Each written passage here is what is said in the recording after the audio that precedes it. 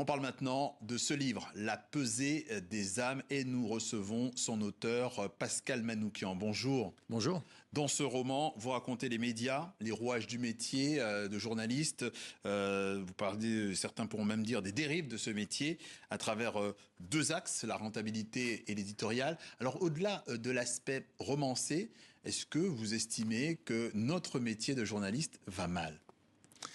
Alors, l'aspect romancé est important parce que finalement, c'est ce qui me permet d'en parler à travers, on va dire, une histoire imaginaire, mais toujours documentée de ma propre expérience de journaliste. Donc, juste pour resituer l'histoire, c'est l'histoire d'un journaliste qui s'appelle Ernest, qui est reporter, journaliste et caméraman, et qui part couvrir le siège d'Alep.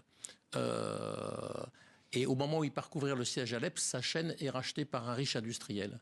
Donc, en fait, le roman raconte passe d'une guerre à l'autre. La perte de la liberté et de la diversité à Alep et la perte de la liberté et de la diversité dans sa chaîne. Paris, oui. C'est la guerre des bureaux et la guerre d'Alep. Et on parle de ceux qui résistent, de ceux qui ont le courage de résister, des lâches. Enfin, ce qui se passe à la fois dans la guerre et à la fois dans un rachat, notamment quand ça se passe dans les médias. Alors, vous avez fait le pitch, mais alors, ma question, je reviens un petit peu. Est-ce que le métier de journaliste va mal ? Le métier de journaliste va... en fait, est en train d'évoluer, en même temps que le monde évolue en plus. Donc c'est un métier qui se précarise, de moins en moins d'argent pour l'information. Plus le monde se complique, plus il faut l'expliquer vite, simplement, et avec peu de moyens. La plupart des journalistes, par rapport à l'époque où moi j'étais sur le terrain, sont des auto-entrepreneurs, ils n'ont plus de carte de presse, où on leur demande d'être des intermittents du spectacle. Ils doivent fournir une prestation. Un statut fragilisé. Et puis, je pense que les chaînes d'information ont fait beaucoup de mal à la profession, parce que les gens vous comparent souvent à ce qu'ils voient en boucle sur les chaînes d'information. Or, le journalisme, c'est plus que ça. À la fois les chaînes d'information, mais aussi le nombre des chaînes d'information. Si on prend le cas de la France, elles sont très très nombreuses. Est-ce que c'est effectivement, est-ce que ce n'est pas encore, il n'y a pas un effet qui multiplie encore le problème? Oui, bien sûr. Et puis surtout, l'information, c'est une matière première importante. Celui qui la détient peut souvent agir sur on va dire, la mémoire et la pensée. Donc aujourd'hui, c'est un enjeu presque politique. Votre héros s'appelle Ernest, vous l'avez dit, c'est un journaliste reporter d'images, c'est un trentenaire, un homme de terrain, un homme de reportage, il est en Syrie. Ernest défend l'idée de ne pas perdre de vue l'essentiel du métier, donc c'est-à-dire le terrain. Mais est-ce que Ernest n'est pas lui aussi un peu dans une logique addictive aussi ? Obligatoirement, quand on fait ce métier, votre vie ordinaire vous tombe des mains, un peu comme un roman de gare. Quand vous vivez, à force de fréquenter l'extraordinaire, l'ordinaire de ce que vous retrouvez quand vous rentrez... oui, paraît un peu fade. Il y a plusieurs motivations. Moi, par exemple, je n'ai aucun journaliste dans ma famille. J'ai fait ce métier un peu parce que j'en rêvais depuis mon enfance. Il y a parmi certains journalistes qui couvrent les conflits d'anciens frustrés de l'armée. C'est aussi une catégorie. Il y a des gens qui courent après l'image d'un père qui était lui-même journaliste.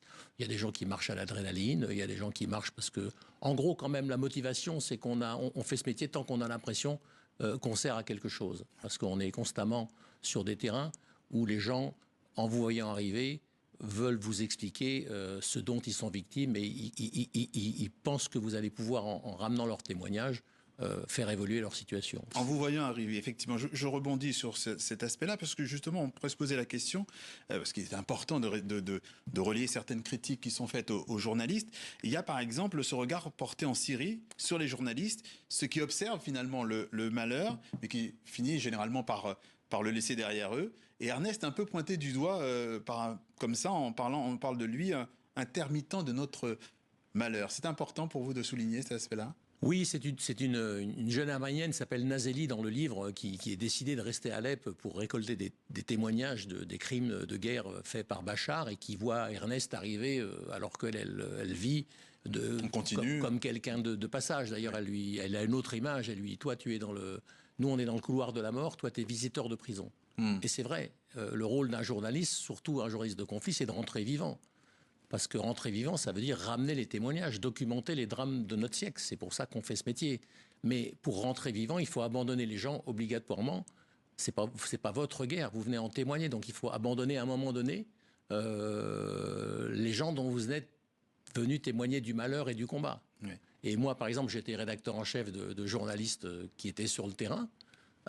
Et très souvent, ils hésitent à rentrer, ils veulent pas rentrer parce qu'ils ont peur ils trahissent les gens avec qui ils vivent. Et c'est au rédacteur en chef de dire non, maintenant tu rentres. Et c'est ça qu'ils attendent. C'est pas eux qui désertent, c'est le rédacteur en chef qui les oblige à rentrer. À revenir, ouais. Justement, vous avez parlé d'Alep, on va revenir justement à Paris. Alep assiégé d'un côté, Paris de l'autre. Vous dites au fond qu'il y a cet effet papillon que vous évoquez. Le monde des affaires, parce que il y a aussi ces chaînes qui sont prises par le monde des affaires. Il n'y a pas de compatibilité entre ce monde du journalisme et ce monde des affaires. Ce n'est pas nouveau, mais pourquoi pour vous c'est de plus en plus inquiétant ? Alors déjà, le fait que pratiquement plus aucun journaliste n'est à la tête d'une chaîne de télévision, ça m'inquiète beaucoup. Parce que pour savoir ce dont on parle, pour envoyer des gens sur le terrain, notamment sur des terrains de guerre, je pense que tout journaliste qui a eu affaire à un rédac-chef ou un directeur de chaîne qui était journaliste, c'est qu'il va beaucoup mieux vous comprendre que quelqu'un qui rachète une chaîne et qui tout d'un coup met un représentant de l'actionnaire, oui, comme on dit, pour gérer les journalistes. C'est très compliqué. En plus, après, si vous voulez, il y a des gens qui ont de l'argent et qui investissent dans les médias. Et puis, il y a des gens qui ont de l'argent pour des raisons de diversité d'information. Et puis, il y a des gens qui investissent dans les médias, sans citer de nom, oui, parce qu'ils ont un projet politique. Et puis, souvent, parce que c'est leur propre influence qui les intéresse.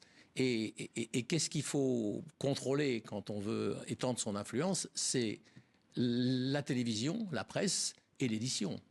Parce que ce sont les deux choses qui pénètrent les esprits. Eh bien, pour aller plus loin, il faut lire La pesée des âmes, et on décrypte un petit peu tout ce que vous dites à l'instant. Pascal Manoukian, le livre est paru en France aux éditions Éric Bonnier, Encre d'Orient. Merci d'être passé par le journal de TV5 Monde.